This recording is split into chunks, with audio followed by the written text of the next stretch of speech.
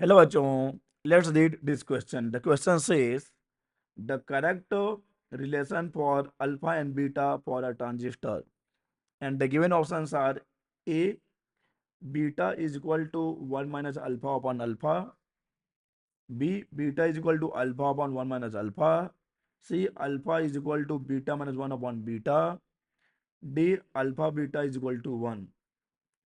तो आइए सबसे पहले बात कर लेते हैं की कंसेप्ट की कंसेप्ट। देखो यहाँ पे की कंसेप्ट की बात करें तो यहाँ पे बात हो रही है relation between alpha and beta. Relation between alpha and beta. अब ये अल्फा एंड बीटा क्या है इसको जान लेते हैं। देख लीजिए, अल्फा है करंट गेन। अल्फा है करंट गेन जो कि डिफाइन है at the ratio of change in collector current, change in emitter current when collector base voltage is constant. when collector base voltage is constant, so current gain is alpha।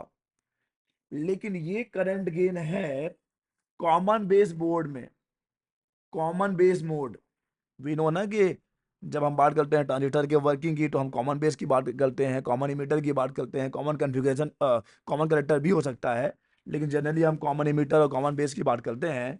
तो current gain है जो कि defined है delta I C upon delta I E, change in collector current divided by change in emitter current when collector base voltage is current. और ये है कौन से कॉन्फ़िगरेशन में?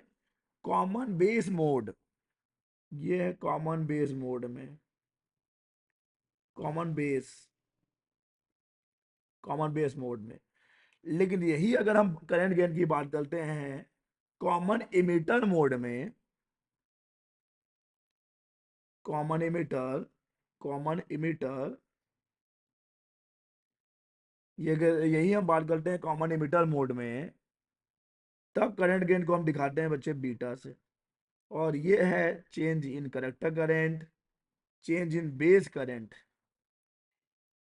और जब क्या कांस्टेंट है? जब कांस्टेंट है collector emitter voltage. When collector emitter voltage is constant, तो देख लीजिए ये अल्फा है ये बीटा है। अब आइए दोनों में रिलेशन की बात करते हैं। ठीक है, रिलेशन डिराइव करते हैं तब हमको आंसर मिल जाएगा। वी नो डैट कि अगर हम इमिटर करंट को शो कर देते हैं आई ई से, कलेक्टर करंट को शो कर देते हैं आई सी से, और बेस करंट को शो कर देते हैं आई बी से, तो जब हम ट्रांजिस्टर के लिए अप्लाई करेंगे किरचॉफ्स लॉ, तो वी नो डैट ना कि I E is equal to हो जाएगा I C plus I B. Incoming current is equal to outgoing current, जितना करंट आता है उतना करंट जाता भी है किसी भी जंक्शन पर, तो ट्रांजिस्टर एक जंक्शन ही तो है। ओके, तो यहाँ चेंज के लिए भी तो लिख सकते हैं इसको। ठीक है, डेल्टा, और इसको लिख सकते हैं delta I C, delta I B. अब हम क्या करने वाले हैं? डेल्टा आई सी से डिवाइड करने वाले हैं। तो जब डेल्टा आई सी से डिवाइड करेंगे तो ये delta I upon delta I C हो जाएगा, और ये 1 plus delta I B upon delta I C हो जाएगा। अब ये 1 बाई अल्फा है, ये 1 है, और ये 1 बाई बीटा है। इसको आगे बढ़ाते हैं तो हमारा काम चल जाएगा। तो देख लीजिए, हमको मिल गया है 1 by alpha, 1 by alpha is equal to beta plus 1 divided by beta. तो अल्फा इज इक्वल टू आ जाएगा beta divided by 1 plus beta.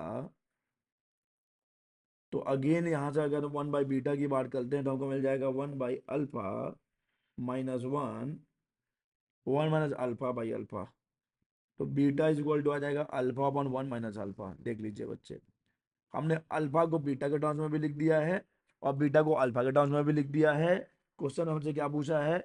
Beta और अल्फा दोनों की बात करिए। देख लीजिए कौन सा रिलेशन सही है। क्या beta 1 minus alpha by alpha है? देख लीजिए, क्या बीटा 1 माइनस, नहीं नहीं नहीं, तो गलत हो गया, ये तो ऑप्शन गलत हो गया। क्या beta alpha upon 1 minus alpha है? ये तो सही है बच्चे, देखो तो beta is equal to alpha upon 1 minus alpha, तो ये करेक्ट ऑप्शन है। क्या अल्फा जो है बीटा, अल्फा जो है वो beta minus one by beta है? नहीं नहीं, तो गलत है, ये भी गलत है। So the correct option for this question is B. B, beta is equal to alpha upon one minus alpha, beta is equal to alpha upon one minus alpha is the correct option. Correct option is B.